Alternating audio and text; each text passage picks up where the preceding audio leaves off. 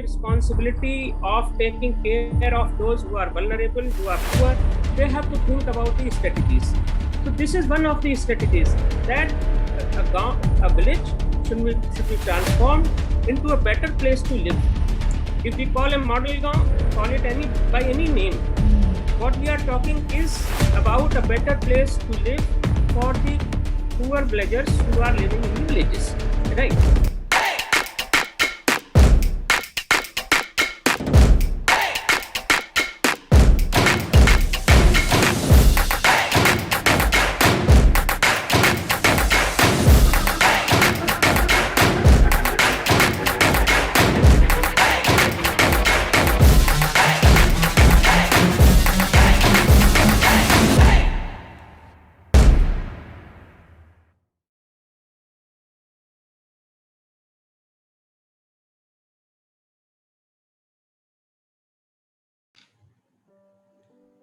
India's diverse economy encompasses traditional village farming, modern agriculture, handicrafts, a wide range of modern industries, and a multitude of services.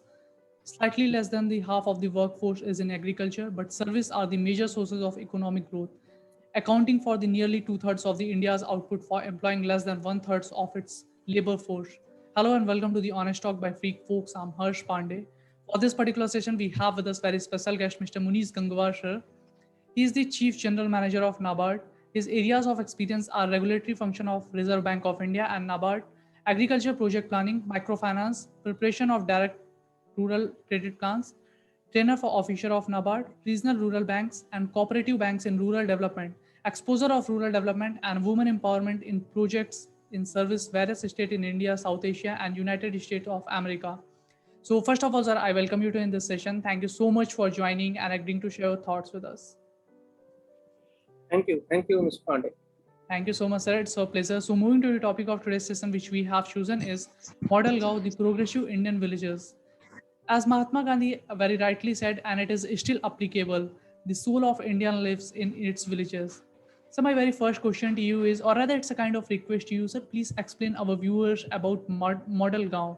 How do you define it, and how do you visualize it? What are its objective, and how much work has been done, and how much have to do? As you have rightly quoted Mahatma Gandhi regarding the importance of villages in India, we all know that this country has about 6.5 lakhs villages, Yes. and 70%, almost 70% population is still living in villages. So they become very important. And agriculture sector is still the largest private sector in this country. And the livelihood of a majority of our population depends upon agriculture. So therefore, the villages definitely are the fulcrum of Indian economy. And later on, even Pandit Jawaharlal Nehru, as we all know, he was very passionate about the industrial development. But still, he also said that everything can wait, but agriculture cannot, because all of us need food, and therefore the agriculture cannot be ignored. So this is what defines the importance of the agriculture sector and the rural area as such. As far as the Model Gaon is concerned, why this concept we have developed as of now? It's simple that a lot of efforts are being made right from the beginning, from the date of independence till date, by various governments to develop the rural economy. There is no doubt about it, and a lot of work has been done. But still, the fact remains that a majority of our population is still living in conditions which are not up to the mark. We can say that about 60 to 70% population in the rural areas is still they are below poverty line by any standard of or measure. So we have to take care of this sector if we really want to develop our country as a developed country. Correct. And recently, the COVID crisis has also proved that agriculture is the area which can ensure the survival of our people, which can ensure the employment for our people who are largely as we have seen that those people who had gone in search of employment to various places, big Yes. cities, they had to come back, and they had to come back to their village, and they came back to their village with a kind of assurance that they will not, at least they will not go hungry if they are in their village. They will not they will not have this kind of problems. Yes. So naturally, agriculture becomes very important. Now, if agriculture is important, then we have to develop it. Still, as of today, lot of development in terms of transfer of technology to agriculture sector has taken place right from the days of Green Revolution, which we introduced in the late 60s or early 70s. But still, the studies show that about only 10% of the agriculture sector is having the modern technology. Rest of them, they are doing their agriculture with traditional methods. We all know that over 90% of our land holdings, which are 14 million in number, are less than a hectare as of today. So they become economically unviable, and any kind of technology cannot be adapted by those land holdings because their size is very small, and any technology needs a scale. Like if you want to purchase a tractor, naturally you have to have a minimum size of land holdings, then only you can afford a tractor, and a tractor can be viable. Similar is the case with various technologies, whether it is in terms of use of fertilizers, whether it is in terms of use of pesticide, insecticide, whatever it is. So the problem is that of the scale, right? And we cannot change this scenario because 70% of the population, as we have already discussed, is living in rural areas. Largely, they are either uneducated or less educated, unskilled or semi-skilled or unskilled. So for them, there is no other option also. They cannot leave agriculture and go to some other employment, because these people who are doing this agriculture with very small and marginal land holdings, they are so poor that they cannot afford anything else, right? And they do not know anything else. They can do only agriculture. So for them, agriculture is the only thing which they can do. And if that is the case, then we have to do something for them in the agriculture sector itself. Correct. Right? If that is the case, then those who have the responsibility of taking care of those who are vulnerable, who are poor, they have to think about the strategies. So this is one of the strategies, that a village should be transformed into a better place to live. If we call a model gaon, call it by any name. What we are talking is about a better place to live for the poor villagers who are living in the villages, right? And we have to add quality to their life only by adding quality to their level of skill or to their level of education, etc., etc. So we have to work with them there itself, right? How to start it? How to do it? That is a difficult task, because educating a poor man, educating an uneducated person, convincing him that we want to do something good for him is a very Herculean task. It is not easy. People are not easily they are not easily accepting us as their benefactors. If you go to the village and suddenly you say, okay, I'm Harsh Pandey and I want to do something good for you, they have the kind of skepticism about your entire motive, right? So we have to work at the software level first, and then we can come down to the hardware, right? First, we have to change their thinking, their thought process, and then we can tell them as to what they have to do, what they don't have to do. So this is how we have to start. Now we have started from this point.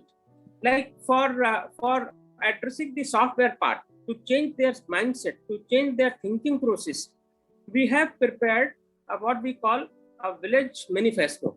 manifesto appears to be political, word, but then manifesto in Hindi is anything that I have an agenda to work on, and that is my manifesto. So village manifesto means what are the things which are required to be done in the villages in order to improve the quality of the life of the people and change the scenario in the rural areas so that they can become living worthy. Right.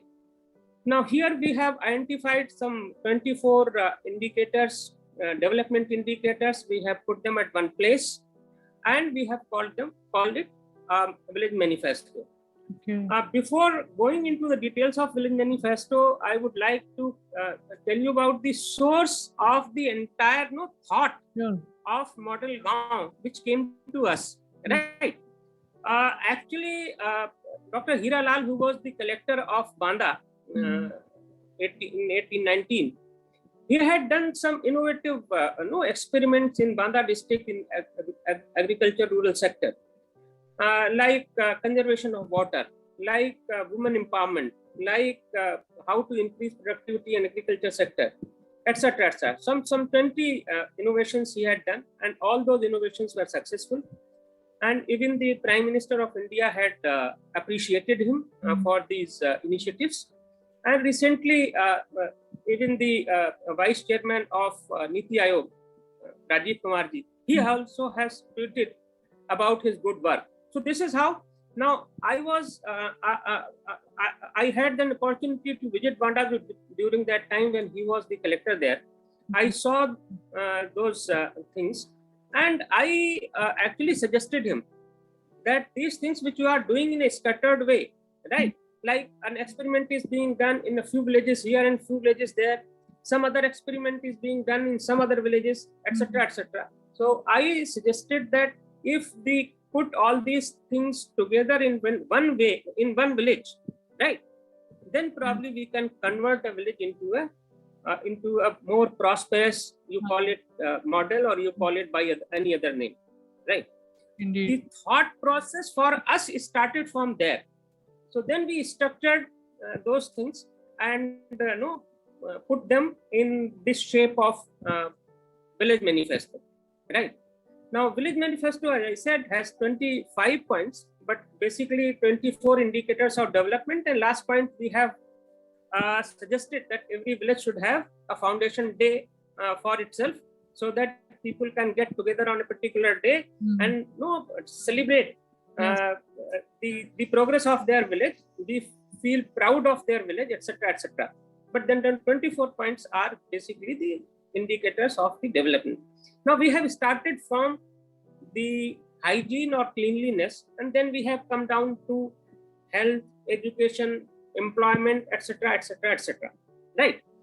So once the people are convinced, once they feel that yes, what we are saying is not for our own selfish motive, it is for their benefit, then they start listening to us, right? And then we tell them that, look, if you maintain hygiene, then what are the benefits of the hygiene? How your life can improve, how your life can be quality life. Then you come down to medical. How, if you remain healthy, how your life can be more worthwhile. Then come to education. Now, education, as we all know, in the rural areas, particularly in UP, the primary and junior education in this part of the country is in shambles, I would say, right? In the name of quality, there is nothing. In the name of education, there is nothing. It is only that schools are there physically, teachers have been employed, children have been enrolled, and on paper, they are, all of them come to the school and take midday meal, right?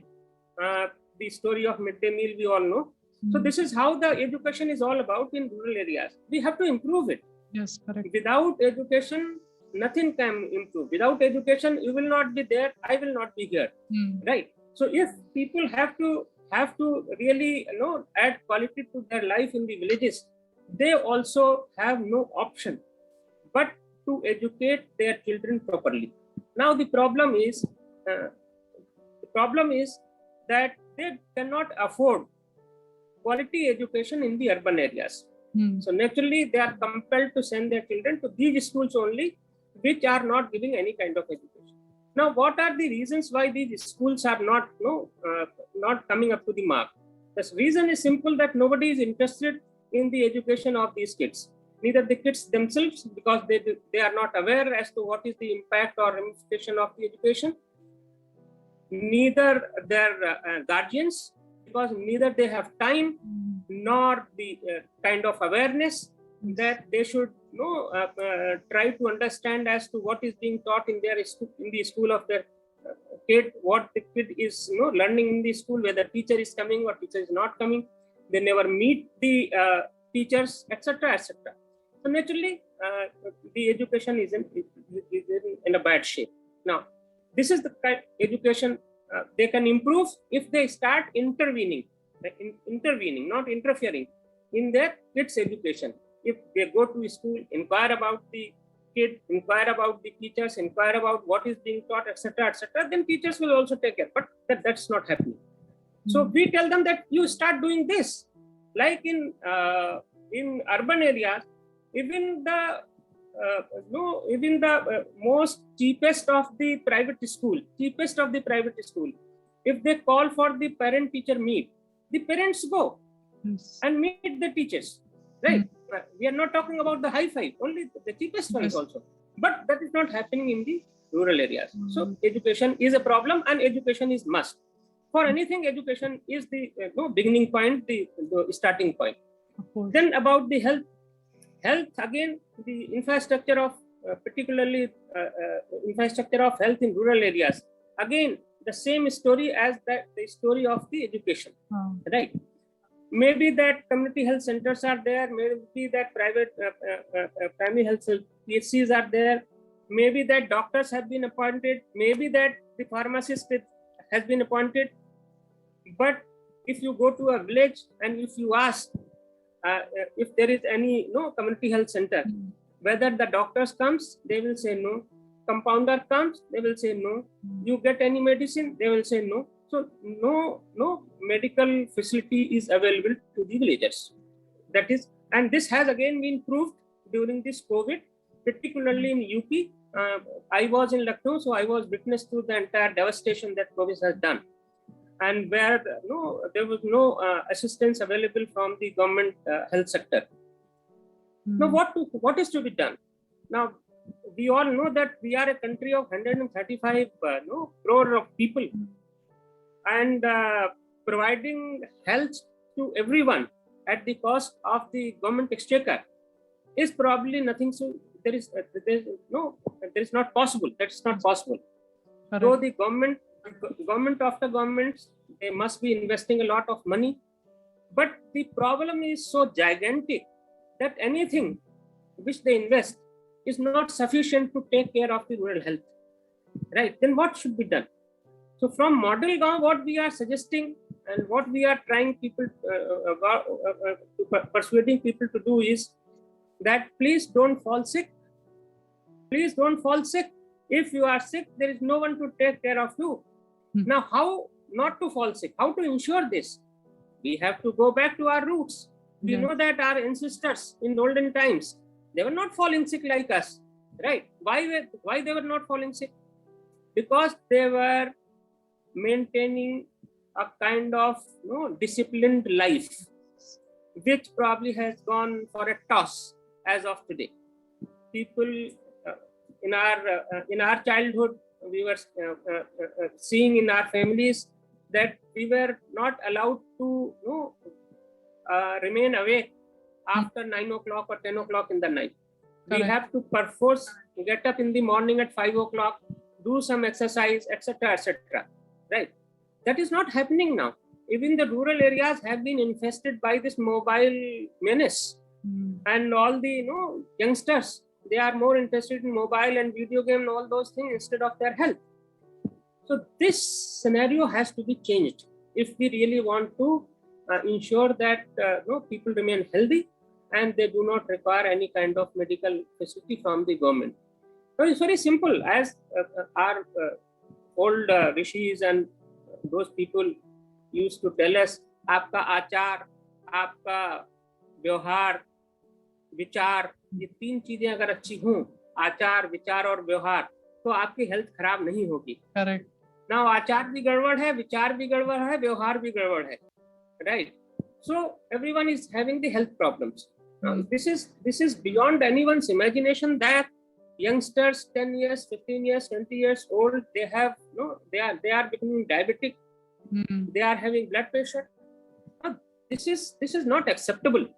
Now, this cannot be addressed by any kind of health infrastructure, be the government or be the private. For this, people have to take care of themselves. They have to take good food. They have to be disciplined about their own life, and then only they can have good health. This is what we are trying to tell people, that go for yoga, go for pranayam, go for meditation. These things may seem to be very old tradition, but then that is the solution of our problem today. So this is about the health. So accordingly, we have 24 points, and for every point we have explanation. We are trying to convince people. Now, this is the first step which we have taken, the prepare village manifesto. And this village manifesto is the collection of indicators of development. This is what we call the agenda of development. So first we have to establish the agenda of development in the villages, ensure that people in the village do not waste their time in gossiping and other things. Instead of that, they start talking about their own development and the development of their village. So this is what the village manifesto is all about. Then second step is, as far as we are concerned, how to there is no one in the village to talk about it on behalf of Model Gaon 24/7, right? People like us, we will go from Lucknow, or you may come from Delhi or Bombay. You will visit a village for 1 hour or 2 hours. You talk about very good things and come back, right? Yes. And then it is not sustainable discussion. If we have to sustain this, what we are saying, then there has to be somebody in the village itself who will talk about it, who will push for it, who will work as a catalyst 24/7, right?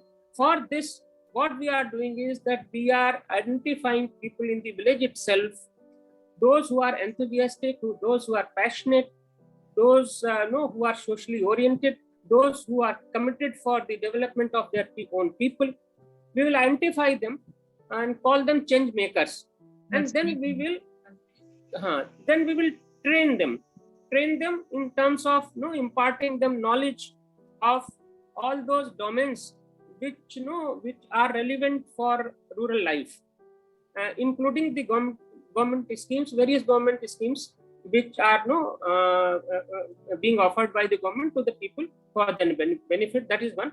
And then we will also expose them to the good things that are happening elsewhere. Like in their district only, there may be someone who is doing some very good work in agriculture and allied activities, allied sector, right? But people are not aware, because that there is no mechanism for the people to know as to what is happening elsewhere. Their knowledge is very localized, relating to a village or their block, etc., etc. So if something good is happening elsewhere in the district, we will take these people, these change makers, to that place, and they will see for themselves as to what is being done by this particular person on his fields or whatever he is doing, how he is successful, why he is successful. They will get this answer, and they will come back and try to replicate it in their villages. Similarly, we will take them to anything happening in the state, anything, anywhere in the state. Like, for example, if we talk of UP, there is a district called Barabanki here, just nearby Lucknow. One gentleman, Ramcharan Verma, who is called the Banana Man. His education is probably 8th standard, and he is growing banana for last more than 30 years, right? He is can you believe that he is going to IIMs for taking classes on agriculture? there is no committee of about agriculture either in state government or central government where Ram Charan Verma is not available, right? So he has done wonders for himself, and now he has trained lakhs of farmers in his district and other districts where they are also growing banana and becoming rich. So now if a person, if you happen to come to Lucknow at any point of time, I'll suggest that you go to his place. If you are blindfolded and dropped at his place, you cannot believe that this is village and this is the house of a villager, right? It is good for any film shooting. And this he has earned out of his blood and sweat. Yes. He has not done anything else. He has done only agriculture. So we will take this change maker to his place. He will run there. Or we will go to say, we are taking people like from Banda. Some people were sent to Ralegaon Siddhi, where Anna Hazare's village, Mm-hmm. Anna Hazare is also not very highly educated person, but then he has done wonders. Yes. People will go there and learn and then come back and then replicate in their own village. This is what we have thought of for training the change maker, right? And that change maker will be the catalyst 24/7 available in the village, who will teach people, who will educate people, right? Who will convince people that let us start developing ourselves. As they say in English, you cannot be developed without your consent. Nobody can educate you without your consent. Nobody can, no. So your consent is very important for your development. This man will be there. And third stage, these two steps, we are targeting the software of the people. And then without income, without financial health, nothing will move. This, whatever we talk on these 2 points will not make any sense if they are not translated into the financial income of people, right? All right. So भाषण थोड़े दिन काम करेगा, ज्यादा दिन काम नहीं कर सकता. It cannot work forever, right? Good words, they can convince people for some time. Then what to do for increasing the income of the people? For that, as I always say, we can take action for short term and we can take action for long term, right? If you want to say generate employment in the rural areas by industrializing the rural area, it will take time. Industry cannot be established in a day, right? It will take time, and it will take lot of efforts in terms of training people, skilling people, educating people. You cannot, raw people cannot handle a unit, manufacturing unit, right? So that is a long-term solution. But the problem is now and immediate. What is to be done? So we suggest that something has to be done in the agriculture sector itself, because in agriculture you can, even in short term, you can increase productivity, you can increase income of the people, right? So and these 70% of the people who are living in rural areas, they are largely, as I said, either uneducated, half educated, unskilled, half skilled, etc., etc. They have to be given some work, some quality work here itself in the village, in the agriculture sector. So for this, fortunately, the government of India has launched a scheme called Farmer Producer Organization, right? And that is meant to form the collectives of the small and marginal farmers. They should form their own kind of business entity, what they will call farmer producer company, and start doing business in the village, right? If every village has a farmer producer company, then some employment can be generated immediately in the village. Like people say, ask me how this FPO will generate the employment. My answer is that the moment you form the FPO, at least 3 employment have been generated. Correct. One, you have to keep one CEO or manager. You have to keep one accountant. You have to keep at least one office attendant or assistant, whatever you call it, right? So 3 positions have been created immediately. Now, slowly and slowly the business of this company will increase, and naturally it will increase the requirement for the manpower also. So FPO has come handy in generating employment, and this can be done in short term to increase the income of the people. So we are concentrating on formation of FPOs, helping people, and those FPOs which have been formed, we are trying to train them as how to do the business and what kind of business they can do. All those areas which they are not aware, we are trying to train them, right? In Uttar Pradesh, as we understand, over 800 FPOs are already there, and we are in touch with all the FPOs.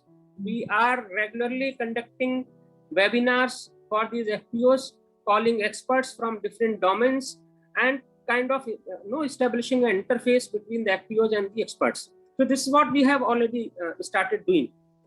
Right. And another thing which we are trying to reach out to the people through is the pradhans. As you know, the pradhan, that is the head of the village, Yes. the Gram Sabha head, right? As we all know that this Gram Sabha now has a statutory position. After the 73rd amendment to the constitution, all the Gram Sabhas, they are being considered as the village governments, like the national government, the state government, and the village government.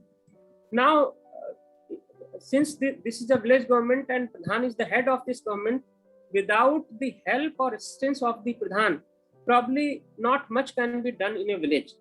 So we are in touch with all the Pradhans in the state. We have 58,164 gram panchayats. So that many Pradhans also. We are establishing one-on-one contact with all of them, and we have also kind of focused. We have formed a focused group of Pradhans also, where we can develop some demos in terms of model villages, because all the villages cannot be developed into model villages overnight. No, some work can be started. Development is not a close-ended process. It is an open-ended process. It can never be completed, but then the work can be started. Like if I say that you start at least the hygiene part of it in a village, you tell people that don't litter at things here and there. Keep your place hygienic and clean. If you are able to convince that part, probably that is sufficient. That is a good beginning. So this is how we are trying to reach out to the people through Pradhans. Pradhans are getting convinced also. So these are the three parts of our model Gaon, right? Indeed, and probably your question, the first question was that what is the definition of a model Gaon? As you sent the questionnaire. Yes. This is our definition. Yeah. If a village has all these things available in its village, then that village is a model Gaon or developed Gaon or Adarsh Gaon or ideal village or whatever you call it. All right. And this is our dream. This is our dream. We are trying to connect with all those stakeholders, high and mighty also, who can help us in realizing this dream. So we are in touch with the agriculture universities for disseminating the information about the new technologies which are being developed in the campuses, in the laboratories, but not reaching the field. We are in touch with the management institutes where youngsters are being trained to be the leaders of tomorrow. So we are in touch with them that they should also have some kind of rural orientation, because everyone will not be absorbed in the non-farm sector. Some will have to go for the farm sector also. Maybe they will remain in the urban areas, big cities, but then they will be doing the business of the farm sector, right? So we are trying to connect with them. Then in our team, we are having 4 persons who have been awarded Padam Shris in agriculture sector by the government of India. We have professors of IIM Lucknow who are mentoring us in this project. We are having specialist on Panchayati Raj, who has been the advisor to the World Bank and still advisor to the government of Uttar Pradesh on Panchayati Raj, so that we can take care of the problems of Pradhans.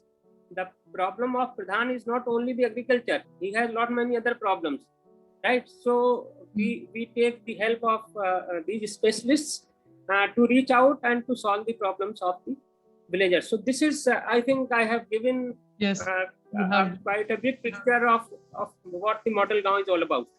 you have actually If there is explained. any more question. Indeed, sir, you have given a very detailed answer. Actually, you have explained very beautifully how the things are working, and you have given the concept, explained the concept and the definition behind the model. And this is something, the idea we all need to genuinely appreciate. You have stressed on the part importance of agriculture. You have stressed on the migration part. You have stressed upon mindset of the villagers and skilling, reskilling.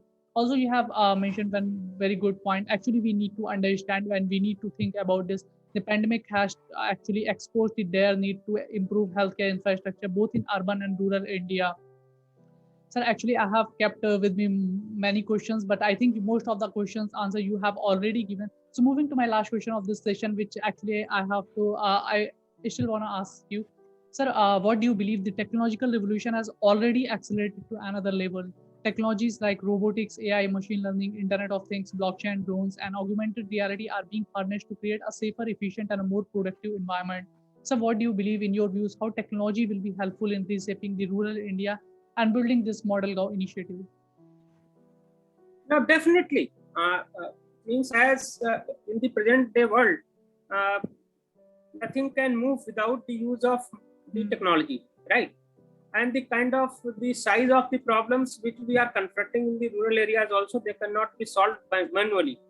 Technology has to be used, and technology is being used extensively by the government. Like digitalization of rural India is going on a very faster pace.